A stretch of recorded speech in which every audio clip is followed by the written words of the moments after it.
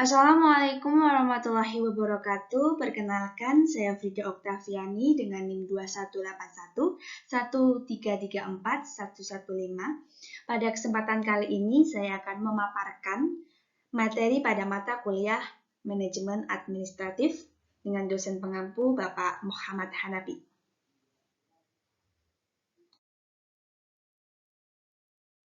Di materi yang pertama ada administrasi secara etimologis, artinya yaitu kegiatan pelayanan pengetikan, pelayanan surat menyurat yang melayani secara intensif dengan usaha untuk membantu, usaha untuk memimpin atau mengarahkan semua kegiatan dalam pencapaian tujuan yang telah ditentukan.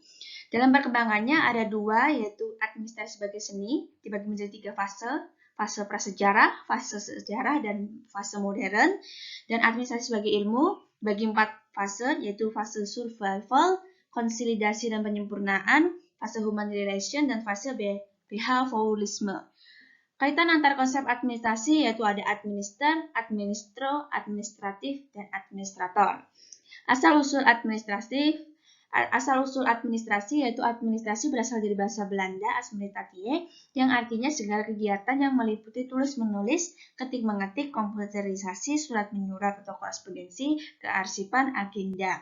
Untuk dapat memberikan pemahaman tentang pengertian administrasi, tidak lepas dari asal-usul kata administrasi itu sendiri, karena sebagaimana bahasan sebelumnya yakni kegiatan tata usaha kantor dan melayani. Selanjutnya ada istilah administrasi di Eropa Daratan. Yang pertama ada Belanda.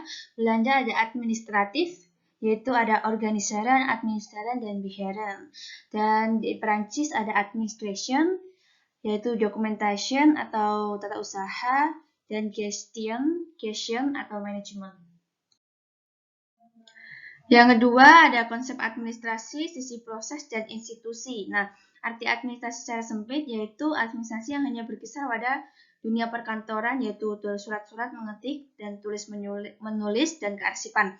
Arti administrasi secara luas ada proses, institusi, dan fungsi atau tugas. Dari sudut proses, administrasi merupakan keseluruhan proses di mana mulai dari proses pemikiran, proses perencanaan, proses pengaturan, proses penggerakan, proses pengawasan sampai dengan penyampaian tujuan.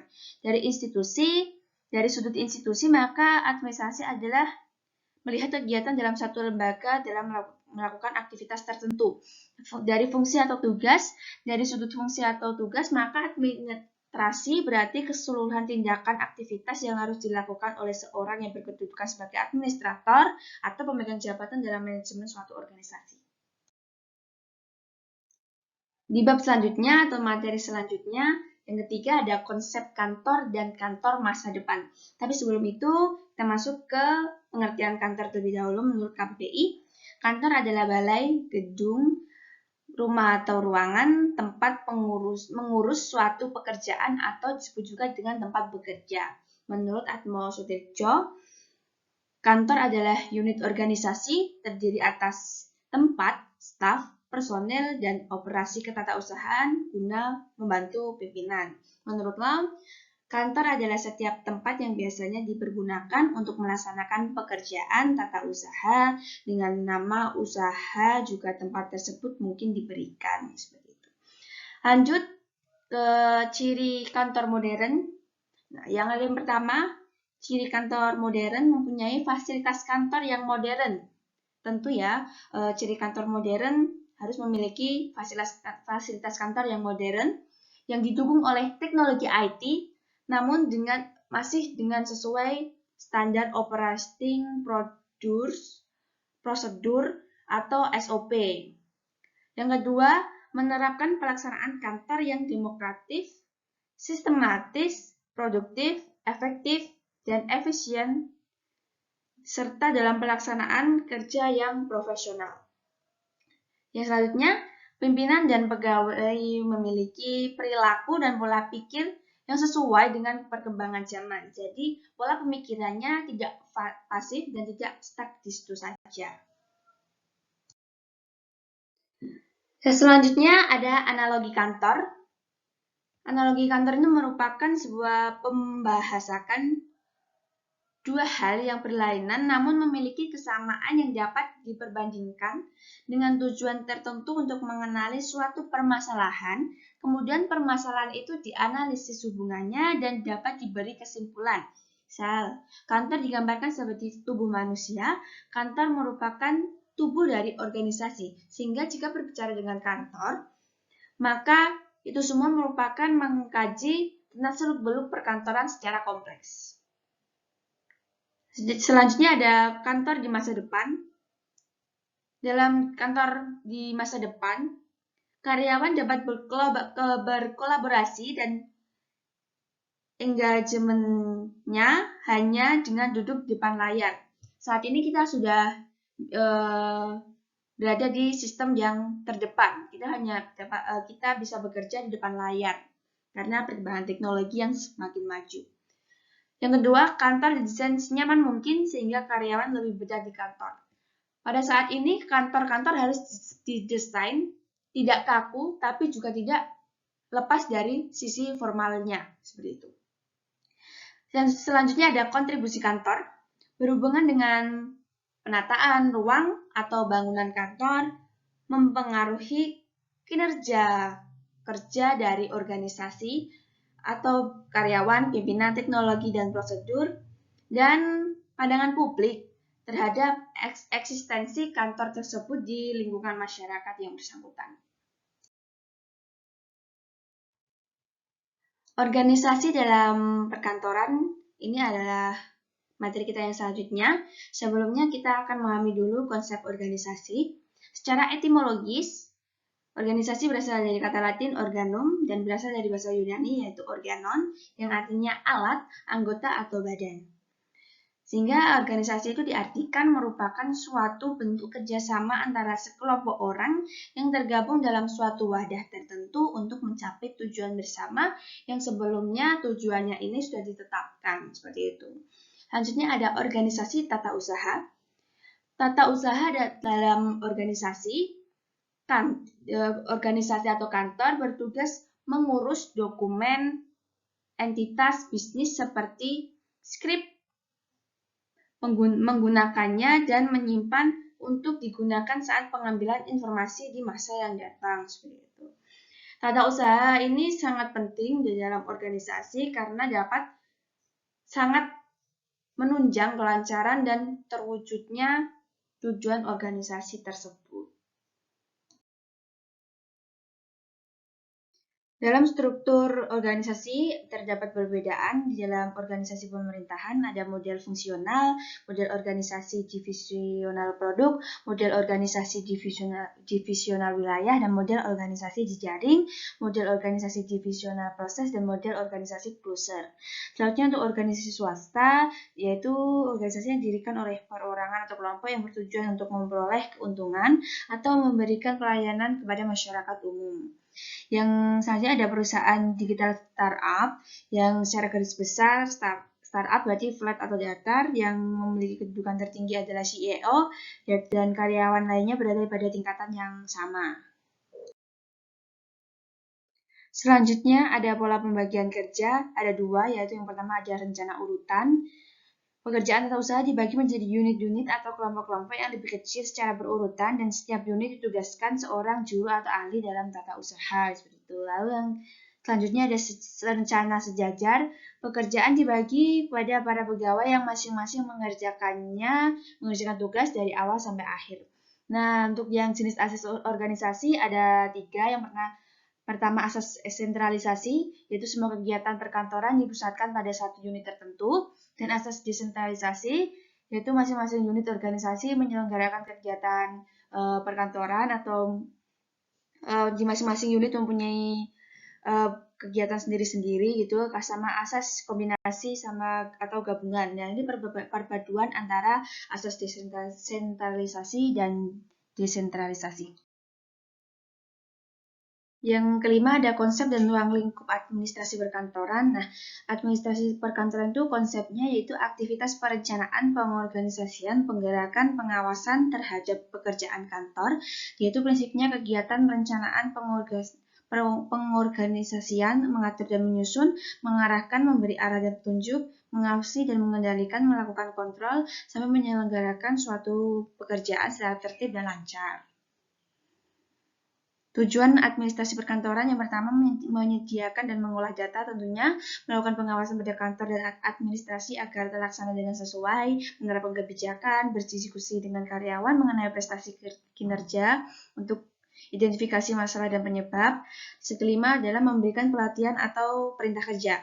Ruang lingkup dari administrasi perkantoran yang pertama ada kegiatan kantor, yaitu merencanakan pengorganisasian, pengarahan, dan pengawasan, serta sarana dan fasilitas kantor, ada lokasi, gedung, peralatan interior, dan mesin-mesin kantor. Materi yang keenam yaitu pekerjaan kantor. Yang pertama ada jenis-jenis pekerjaan kantor. Secara otomatis pekerjaan kantor ada menghimpun, mencatat, mengolah, menggandakan, mengirim, dan menyimpan. Lalu masuk lagi kita ke permasalahan atau konflik yang sering terjadi dalam pekerjaan kantor. Yang pertama adanya perbedaan latar belakang, sudah pasti. Yang kedua, perbedaan antara tugas pokok dan tata kerja arus pelaksanaan, kekuasaan wewenang, dan tanggung jawab. Serta yang ketiga adalah sering adanya perintah yang kurang jelas atau terhambatnya sarana komunikasi. Lalu ada istilah-istilah pekerjaan kantor. Yang pertama ada office work, paperwork, dan clerical work. Selanjutnya kita masuk ke pengertian tata usaha. Tata usaha adalah aktivitas menghimpun, mencatat, mengolah, menggandakan, mengirim, dan menyimpan keterangan-keterangan yang diperlukan organisasi. Nah, perkembangan tata usaha berasal dari bahasa Belanda yaitu administratie yang berarti tata usaha. Aktivitas tata usaha secara garis besar digolongkan menjadi 3 yaitu korespondensi, ekspedisi, dan pengarsipan. Sasaran tata usaha yaitu memberikan pelayanan, menyediakan keterangan-keterangan, dan melancarkan aktivitas organisasi. Sedangkan untuk bahan baku ya data-data penting dan SDM. Serta tata usaha dalam kantor. Nah, tata usaha dalam kantor ini sangat penting karena mempunyai tanggung jawab langsung terhadap pimpinan. Sarana dan prasarana tata usaha ada komputer, kartu kendali, printer, map, kertas flash disk, buku agenda, brankas, dan lain sebagainya. Yang ketujuh ada sistem dan prosedur dalam perkantoran.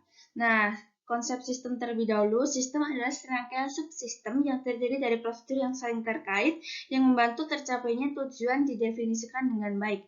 Untuk tujuan sistem itu tersendiri yaitu untuk memaksimalkan, memanfaatkan efisiensi dan sumber daya organisasi, mengendalikan dan meningkatkan operasi, membantu mencapai tujuan organisasi, melaksanakan fungsi organisasi. Dari sistem itu sendiri adalah sistem bukanlah terdiri sendiri, tetapi juga terdiri dari bagian-bagian yang disebut subsistem.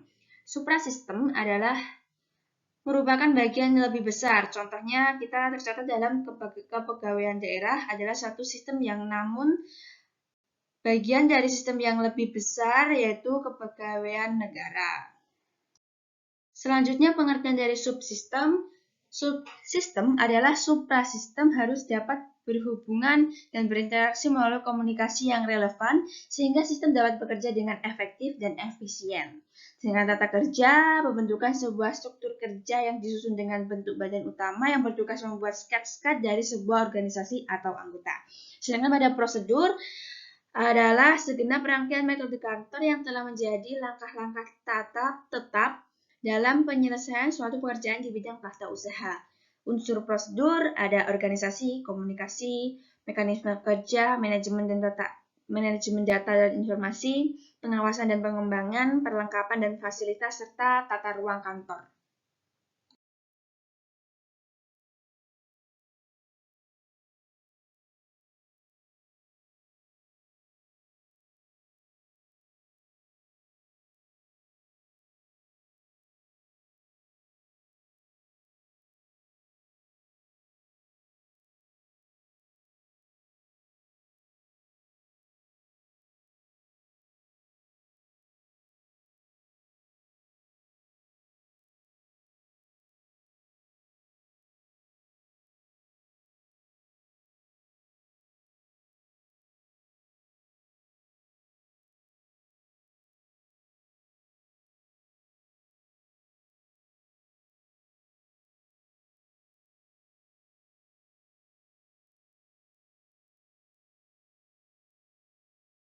Ya, masuki bab yang 9 yaitu analisis pekerjaan pegawai kantor. Yang pertama, ada konsep dulu, yaitu orang yang mengatur kegiatan atau fungsi manajemen pada sebuah perusahaan agar dapat berjalan efektif dan peranannya dapat mengatasi sebuah konflik dengan baik dan benar. Tingkatan manajer ada 3. Yang pertama ada top management, middle management, dan terakhir adalah low management. Skill juga perlu diperlukan dalam tingkatan manajemen, yaitu manajer puncak, keahlian untuk merumuskan konsep untuk dilaksanakan, manajer menengah, mampu berkomunikasi dan bekerja sama dan memotivasi orang lain, manajer bawah, yaitu memiliki keahlian teknis, keahlian yang mencakup prosedur teknis, pengetahuan, dan keahlian di bidang khusus. Kompetensi seorang manajer yaitu harus mampu mengelola keseluruhan dengan baik dari segi komunikasi, skill, cerdas, akurat, objektif, mempunyai kepribadian yang baik, dan mampu mengolah emosi dan memiliki kecerdasan spiritual. Materi 10 ada perencanaan gaji dan reward untuk pegawai kantor, yaitu dasar penentuan gaji, yaitu berdasarkan pasal 88B ayat 1 Undang-Undang nomor 13 tahun 2003, Undang-Undang nomor 11 tahun 2020, dan pasal 14 Peraturan Pemerintah nomor 36 tahun 2022, yaitu upah ditetapkan berdasarkan satuan waktu dan satuan hari. Sedangkan berdasarkan pasal 18 dan 19 Peraturan Pemerintah nomor 36 tahun 2021, sistem upah ditetapkan oleh sistem hasil. Upah yaitu ada gaji pokok, premi, uang lembur, bonus, catur, dan sarana dan prasarana. Yaitu dasar yang pertama ada yang selanjutnya ada penentuan reward, yaitu pemberian tambahan gaji sesuai dengan ketentuan, pemberian jaminan sosial, pemberian pendidikan gratis untuk menambah wawasan, promosi kenaikan jabatan, tour gratis, tunjangan lainnya seperti THR. Itu ada contohnya ada penghargaan intrinsik, bonus gaji, kenaikan gaji pokok, dan kesejahteraan. Yang di materi 11 ada komunikasi perkantoran. Yang pertama ada konsep komunikasi. Secara etimologis, komunikasi dari bahasa Latin communicatio yang bersumber kata dari komunis yang artinya sama, dalam arti sama makna mengenai satu hal. Sehingga komunikasi adalah suatu proses penyampaian dari satu pihak ke pihak lain yang berlangsung dalam satu kantor. Yang kedua ada proses di komunikasi di perkantoran, yaitu ada vertikal dan horizontal. Yang terakhir ada jenis dan alat media komunikasi perkantoran, ada surat, telepon, handphone, email, faksimil, dan intercom. Di materi selanjutnya 12 ada tata ruang kantor. Nah, menurut Langgi, tata ruang kantor adalah penyusunan alat-alat kantor pada letak yang tepat serta pengaturan tempat kerja yang menimbulkan kepuasan bagi para pegawai. Nah, desain ruang kantor konvensional itu yang pertama ada open plan, yaitu tidak ada sekat yang membuat beberapa ruangan dalam ruangan tersebut menjadi satu area, seperti itu pada intinya.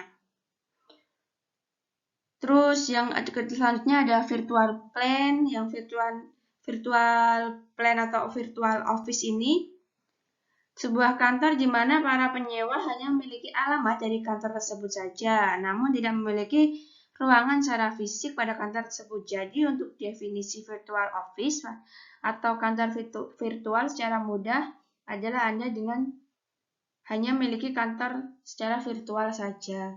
Yang ketiga ada open space, yaitu susunan tata ruang yang menempatkan seluruh pekerja dan pimpinan dalam satu ruangan terbuka tanpa adanya dinding sekat pemisah sedikit pun. Nah, keuntungan dari tipe ini adalah budget dalam pembuatan kantor tentunya lebih sedikit ya karena tidak ada penyekatan-penyekatan. Sistem pencahayaan pun juga menjadi sedikit, tidak banyak pencahayaan. Karena satu ruang sudah tercahaya semua seperti itu.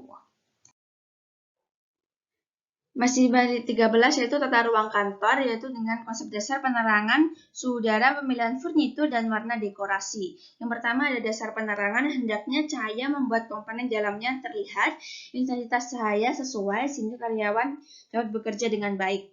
Pemanfaatan cahaya alami hendaknya dibuat dengan menekan seminimal mungkin radiasi yang masuk dengan sesuai SNI 03/2396/2021. 2021. Ya, dan selanjutnya ada suhu udara. Suhu udara yang baik dan nyaman untuk bekerja sekitar suhu 25,6 derajat Celcius. Pemilihan furnitur dalam pemilihan yang pertama adalah jenis furnitur yang akan digunakan, racikan desain maupun model, pilih yang sesuai dengan berbagai pertimbangan, kenali jenis furnitur bahannya, dan cara merawatnya. Warna dekorasi ini dapat menciptakan dan mempengaruhi suasana hati seseorang. Maka sangat penting untuk mempertimbangkan warna yang digunakan ya supaya dapat berpengaruh positif. Yang terakhir nomor 14 ada produk-produk perkantoran, yaitu ada surat, yaitu media komunikasi yang tertulis ya. Yaitu ada formulir, yaitu lembaran kertas dengan ukuran tertentu yang di dalamnya terdapat informasi yang bersifat tetap dan ada beberapa yang bagian yang tidak. Selanjutnya ada laporan, yaitu pernyataan tertulis yang didasarkan pada pengumpulan serta catatan yang biasanya menyertakan nilai yang singkat. Yang arsip, yaitu dapat yang berupa cetak atau tulisan. Yang dokumen lain yaitu tabel, peta, grafik, dan buku. Yang jasa bisa jadi adalah orang yang melaksanakan kegiatan perkantoran itu dan kegiatan melayani tamu yang kebanyakan dilakukan oleh SDM. Cukup sekian pemaparan materi dari saya. Apabila banyak salah dalam saya berucap atau memaparkan materi pada kesempatan kali ini, saya mohon maaf, itu berasal dari kekurangan saya. Saya tutup. Wassalamualaikum warahmatullahi wabarakatuh.